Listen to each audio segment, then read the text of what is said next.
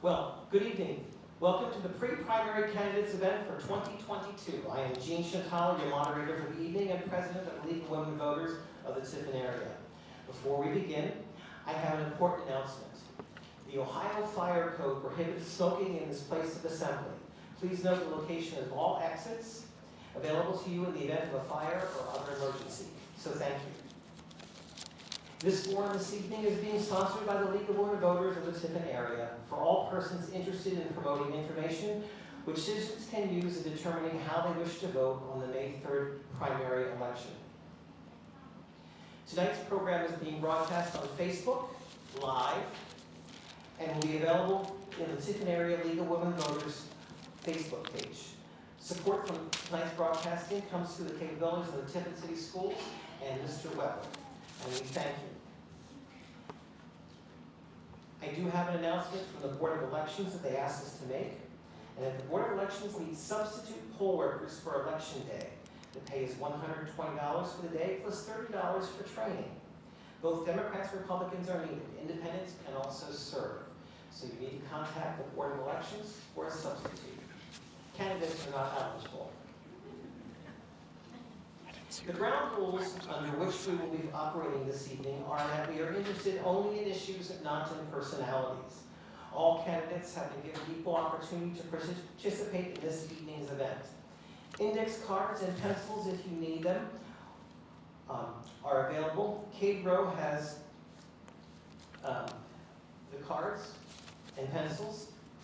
If you want to write a question for a candidate, we will accept them through the first half of the program. This gives us a chance for the questions to be screened. For those of you at home, online, in your bedroom slippers and on your sofas, you can mail for the first 7 minutes the Tiffin League of Women Voters at gmail.com. We will have to cut it off to make sure we get all your questions in. But remember, we are interested in issues only, not in personal questions. Our timekeepers this evening are Bill Miller and Doug Collar. When a speaker has 15 seconds remaining, Bill will hold up the blue sign. At the end of your time, Doug will hold the red sign and I will interrupt you. It is over at that point. All candidates will have 1 minute to respond to each question. There will be no rebuttals. Candidates will have 1 minute for a closing statement at the end of questions. All candidates for a given office will be asked the same questions. Gentlemen, are you ready? Yes. Okay. Yes. Start your engines, let the green flag go. We're ready to begin. It's time for the question and answer form for the candidates for Seneca County Commissioner. We have 2 candidates. Would you introduce yourselves, please?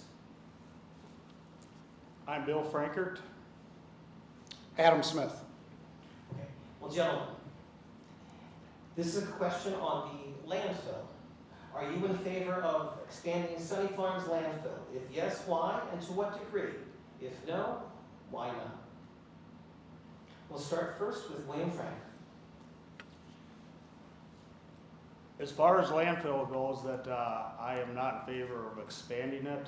I believe that states should take care of their own waste. We've been taking at least 7,500 ton a day, from out of state, and I believe that that's not a good situation for Seneca County to continue to grow that. I am, always in favor of business and expanding business, but on that avenue there, I just can't get behind the expansion of the landfill. And the same question, Adam? So my take on this is commissioners do not govern the landfill. That is up to the EPA and up to the health department. So I'm all about economic development, so I would be in support of expansion of the landfill. Okay. And we have another question. On the landfill, who is permitted to use the landfill? Should this be changed? If so, why and how? And I think this is related to non-local vendors bringing items to the landfill, including out of state. And we'll start with Adam Smith this time. So I don't know enough about that question to answer that, as far as being able to use it, not use it. So I'll defer to Bill on that one. So currently, the landfill is allowed to bring in 7,500 ton a day, 7,500 ton on rail from out of state. To me, that is not a good situation for Seneca County. And that, again, that's what I believe, that it should not expand any more than what it is now. And even if there's some ways to contract that, part of the landfill, part of the commissioner's job is we are part of the solid waste district along with Ottawa and Sandusky County.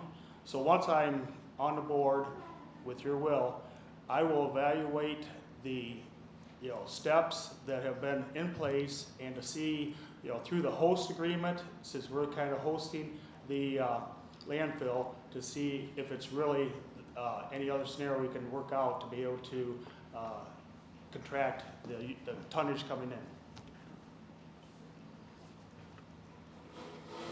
Thank you. And the next question will be then, Bill, to you to start. And again, it's about the landfill. And it is, do you support more local or state control over our landfills? Why?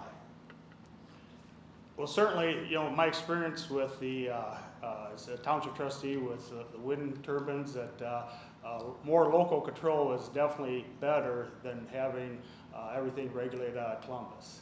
And I think collaborative efforts, working with our health departments, and also, as a commissioner and with the solid waste, we're going to evaluate and get with the EPA to see what kind of regulations and stuff that we can, work out, be able to, again, keep it at or, reduce the tonnage coming in. I think it's a collaboration between state and local. I don't think there's one that needs to trump the other. As long as you're working together, then you make the best decision for the landfill and you move forward. Okay, now the next question is somewhat related to what you've already been answering, but I think they probably want some clarification. And we'll start with you, Adam, because we're alternating back and forth. And again, it's about the landfill. What do you see as your role and responsibility regarding the Sunny Florence landfill? I think my role as a commissioner would be making sure the health department keeps an eye on that, and as long as they're in compliance with the EPA, then I think the commissioners presently need to do a better job with communicating that to the public, because I think it's a public misperception that the commissioners are responsible for that landfill, and that's not the case. Bill?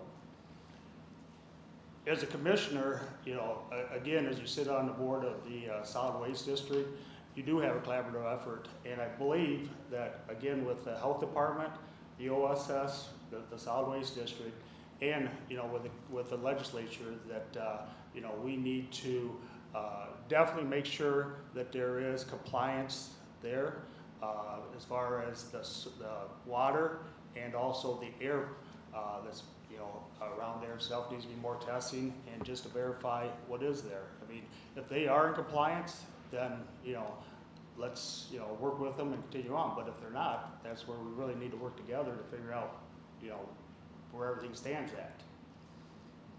Okay. The next question is not about the landfill. Oh, Let me begin with you, Bill, since we started with Adam last time.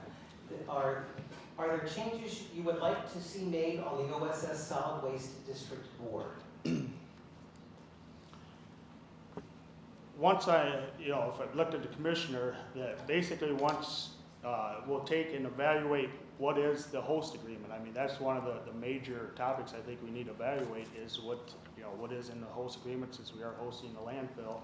And I think that having, not having privy to the meetings and stuff with that, I think that that's going to be my first 30 days, is to get a handle on what actually the OSS does and how we are, involved with that. And if there's some changes to be made, we'll follow through with that. Same question. I would be in the same position Bill is on that, not having the bylaws in front of you and not being part of the meetings. You'd have to dive into their rules and regulations and see what works best for all parties. Okay. Now, the next question is related to the solid waste district, and it's asking for some information. Based upon how we do it, we'll start with you, Adam, and then to Bill, but it's asking to explain what the solid waste management district is and what are the benefits and disadvantages of having it. Well, they regulate, and it's my understanding that Ottawa, Sandusky, Seneca work together on figuring ways to make sure that water quality is good in Seneca County. And that would be, I think, my best description of what they do. As far as further information on that, I'd have to dive into that more as I got into office. Bill? Could you repeat that one more time? Could you explain what the solid waste management district is and what are the benefits and disadvantages of the district? So the solid waste district, with me being a township trustee, one of the benefits of it is that they have, basically they promote, and I believe it's from the House Bill 592, kind of the recycle, reuse, and the reduce usage of waste. And that's one of the caveats that was put in place, I believe in 2017 is when that bill was passed, and there hadn't been any regulation from 1967 till then. So basically it's kind of giving a little bit more legwork towards, more compliance and stuff with the local landfill on that. So, the positive side of that is, yeah, they do bring, 15 seconds.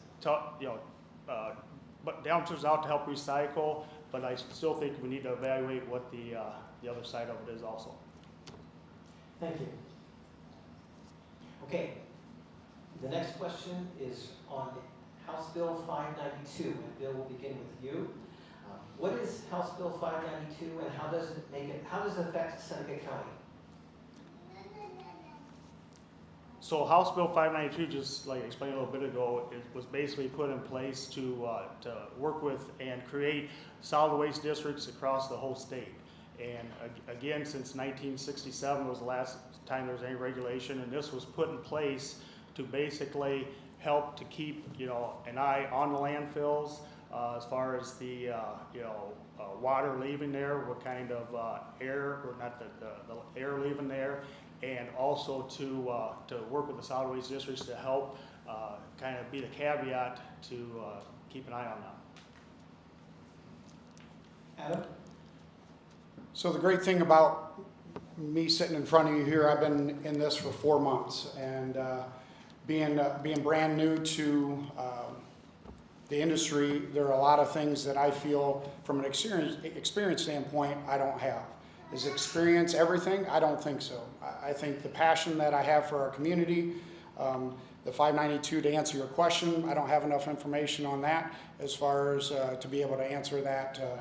I could say I'll repeat everything on Bill, but I don't want to do that and look the way I need to. So experience isn't everything. I feel that getting into the office will give me that idea of what to do next.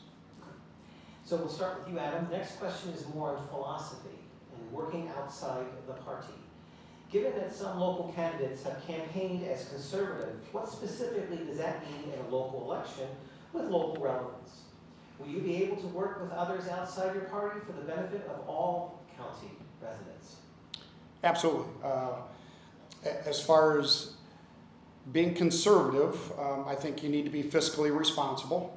I think it's important to, as I was campaigning, I have a lot of signs out there, but I had a support group that enabled me to apply those signs.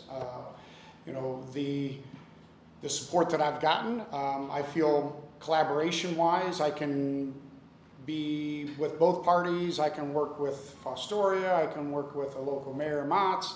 So yeah, I feel very strongly about being able to support. Bill?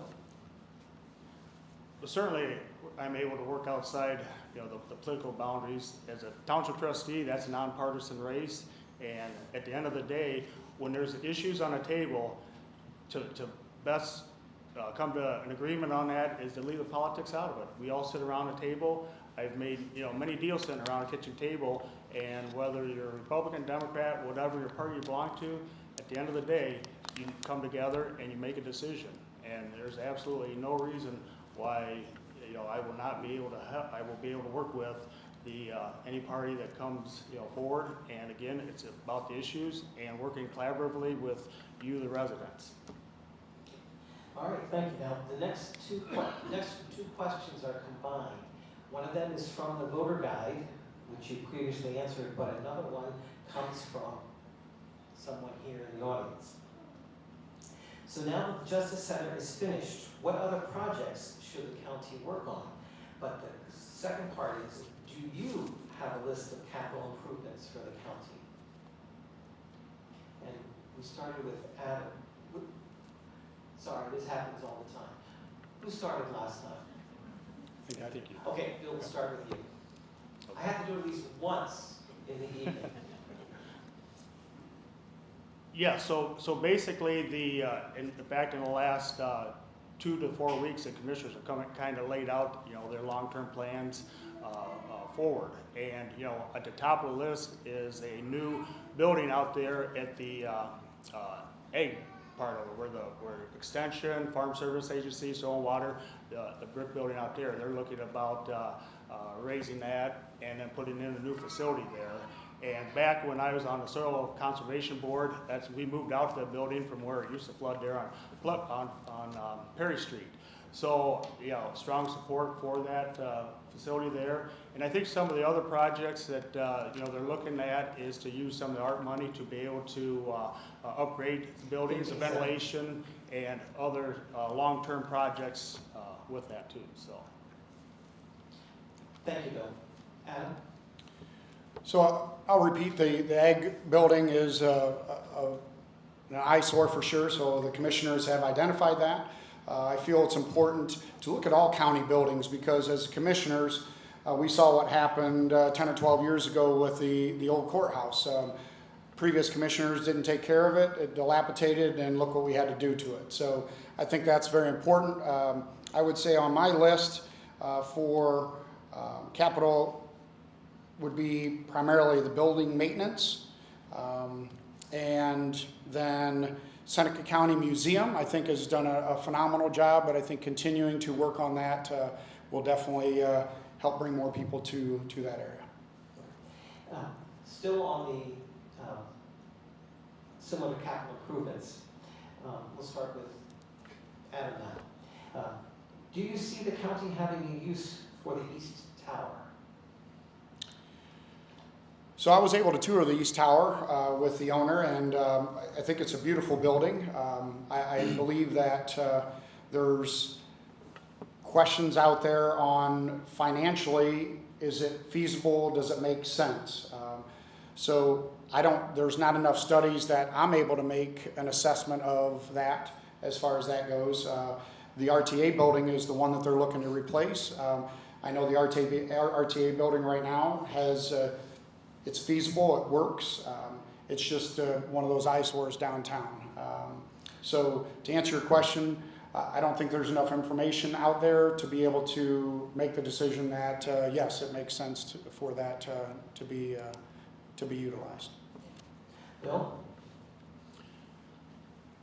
Yes, on the RTA building, that it's just been kind of come on the forefront, and at this point, there's definitely not enough information out there. There's not been any engineer studies to see what is the cost going to be on the building there. I've spent time at the RTA building and looking around there, and I think that building, it's structurally sound. Yes, the outside could use some work on it, and I guess that's where it comes down to the feasibility. Once you do an evaluation and have an engineer's estimate to see what is the best option to proceed with and what's going to be the bang for the buck for the taxpayers, that's the path we'll look at. Okay. This next question should be familiar. It is from the voter guide, and we'll start with Bill. What is your opinion on a countywide EMS system, and how should it be funded? So currently, as a township trustee, we have put together a steering committee, And so there's 16 of the entities that are looking to come together for the countywide EMS system. And so we're kind of in the preliminary stages there. And at this point, there's been a lot of options tossed around. And as far as the funding aspect of it, still working on budgets. And I think a collaborative effort between, you know, the local level and what the county will put forth into it. I think that's going to be the avenue we're going to look at. It shouldn't be all one-sided as far as all, you know, revenue from the property owners, nor should it, you know, at this point, you know, be all out of the general fund, you know, on that. So I think a collaborative effort together will be the best way to handle that. Adam? So the countywide buildings, they're looking to place 4 in our county. So that being said, there is going to be some type of millage that's put on properties. What that millage is, they're still in negotiations with that. I know it started out over 4.5, and I think that's way too high. So you know, there's negotiations that need to happen there. What I've written down here is, I feel we do have one-time monies as far as the CARES Act and a lot of the funding that could potentially build the buildings. It's now trying to figure out how to maintain them, and the best fiscal way to do that is, you know, taking it to the voters, but obviously, you know, working together to get that millage to a comfortable number. Okay, Adam, this is to you starting. This is a familiar question to many of us. If you've been listening or watching the news, it's come back. Starting with you, Adam, where do you stand on wind turbines? Wind turbines, I think Key did a phenomenal job on the SB 52, and that is take it to the voters. Me personally, I wasn't a wind turbine from day one, I think you take it to each property owner and let the voters make that decision. But no, I would not be in support of that. Bill? So as far as the wind turbines, as an Adams Township trustee, we were the first township to proceed to intervene against the turbines. I personally have submitted letters for the testimony in opposition to the wind turbines, and basically that the knowledge we gained is, and through the process I touched on earlier, is again prior to SB 52, Columbus was making the decisions whether we was going to get wind turbines or not, and that's why I firmly believe that, you know, local control is the best way to have everybody partake in this from here forth on whether it's wind turbines, landfill, or anything else. Okay, and we'll begin with you on this one, Bill, and it is the last question for the commissioners. It's on budgeting. What is your government budgeting experience? Do you have the knowledge needed to oversee the county's budget? Yes, I believe as my 14 years experience as a township trustee, you know, when you look at the budget, you know, right now the county's looking at a $20+ million budget. Well, you think like take 20 here and you put some here, but you know, my experience as a trustee is you have your line items that you need to maintain and keep it within that. You just can't take, for example, on our township budget, we can't take EMS money and go pave a road with it, nor can we use the gas tax money and pay EMS with it. So the experience that I have as a trustee, that understanding of budgets, plus the business that I have, you know, I'm ready to roll with the budgets. Adam? So from a budgetary standpoint, I've owned Carmies and Camden Falls for over 24 years, and being fiscally responsible is obviously very important. Being able to hit payroll, being able to pay bills, being able to work with vendors. So I feel very strongly that will be able to help me, although I've never seen a line item outside of all the budgets that the commissioners have now. But I feel very confident that I'm going to be able to do that moving forward. By budget, I guess clarifying that, Bill, we were both close there. It's 19.2, I think, this year. Yeah. 19.2, somewhere in that nature. So that being said, it's by law that has to balance. All right, so it's not by just, hey, you can let it be over, you can let it be under. By law, it does have to balance. So I think I do a nice job of that. Okay, we are now at the closing portion, closing statement. Since you began, Bill, we will then begin with Adam for his closing statement. And I have 1 minute for that closing In statement. 1 minute. Okay. And when your time is up, we'll be glad to cut you off. And I will be happy to stop. So if you remember one thing about tonight, one thing about me, remember 2 things. 1, experience isn't everything. 2, I'm a people person. So that being said, my why is it's time to give back. I feel I have an unbiased opinion.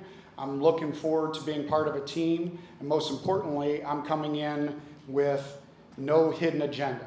So I feel those 2 things, if you remember 1, remember 2. It's very, very important. And then my goals are listen to the voters. I feel learning Stacy Wilson's way to do things. She does a phenomenal job down there. I'll be proactive on issues. We already talked about fiscal responsibility. And my personal goal is to have a 3-year term as a Seneca County Commissioner. So I'd love your support and your vote on May 3rd. Thank you very much. Thank you, Adam. Bill? On the contrary, I think that experience does matter. I think that with me being a township trustee for 14 years, that's kind of laid the foundation to be able to walk in and work with the commissioners and also to work with Stacy on that part of it. Also, I think that, working for the constituents, for you folks out there, that's where from my experience of being a township trustee, your township trustees are the boots on the ground guys. We're the ones that work with people on a daily basis. We see you folks, and that's what I have no problem meeting with any of you or anyone for breakfast if you guys have issues. I will be very transparent, and I will be very accessible for any concerns that you have coming forth with. I believe in business. I've been self-employed, own businesses, and I'm a strong supporter of business in Seneca County. Glad to work with TCEP and work with the chamber and any other entities that we need to continue to strive in Seneca County. Thank you, Bill. This concludes the commissioner portion. We'll move on to the Tiffin Public Street project. If you have any questions, either those